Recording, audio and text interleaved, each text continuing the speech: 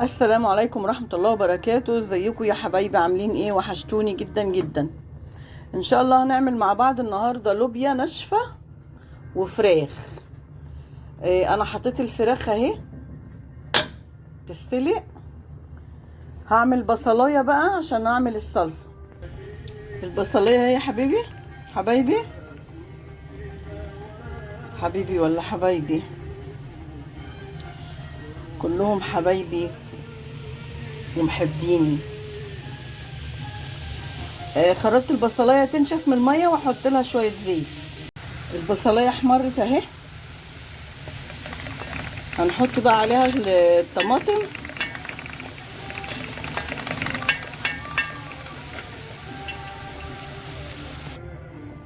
الطماطم اهي يا حبايبي، احطها بقى لما تتسبك. هسيبها تتسبك بقى. وهنا الفراخ خلاص اهي قربت تستوي. هعمل شويه الرز بقى. شويه الرز حبايبي اهم. هعملهم انا رز ابيض. هخش اغسله وادن اقلب فيه كده لما ينشف من الميه في الحله، وبعدين اسقيه يا ميته يا شربوته.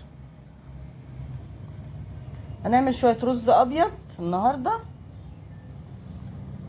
مش هنعملهم ولا بشعريه ولا واحده بواحده. نعمله رز ابيض النهارده. هروح اغسله حبايبي وارجع لكم. بصوا حبايبي اللوبيا اهي.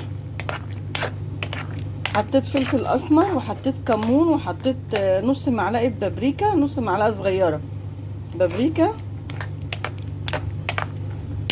وواحدتين ماجي. هنغطي بقى ونسيبها تستوي. خلاص غطيت كده حبايبي اهو.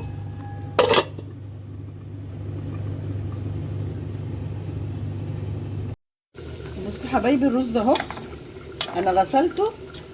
بصوا بيكلبش في بعضه ازاي. الرز اهو يا حبايبي، اول ما يفك من بعضه كده، هو مكلبش كده دلوقتي عشان فيه ميه. اول ما ينشف هيفك من بعضه كده ويخرز. اول ما يخرز احط له واحده ماجي واحط له ميته. بصوا حبايبي الرز اهو خرز. بصوا عامل ازاي، ما كانش بيتقلب كده، خرز زي انا ما بقول لكم. اما يخرز كده شرب ميته خلاص اهو. هحط فيه واحده ماجي تسيح، اقوم حاطه الميه بتاعته. سقيت ميته حبايبي اهي. هنغطي بقى.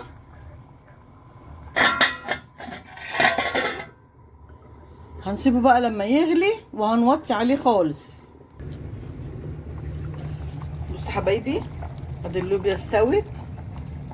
الفراخ وادي الرز خلاص داخل على سوا.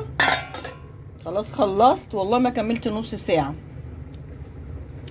والاكل خلص. انا مش هغرف دلوقتي، هغرف لما يجي محمد. لما يجي محمد واغرف هصوره لكم. الاكل اهو يا حبايبي. لو عجبكم ما تنسونوش في اللايك والاشتراك.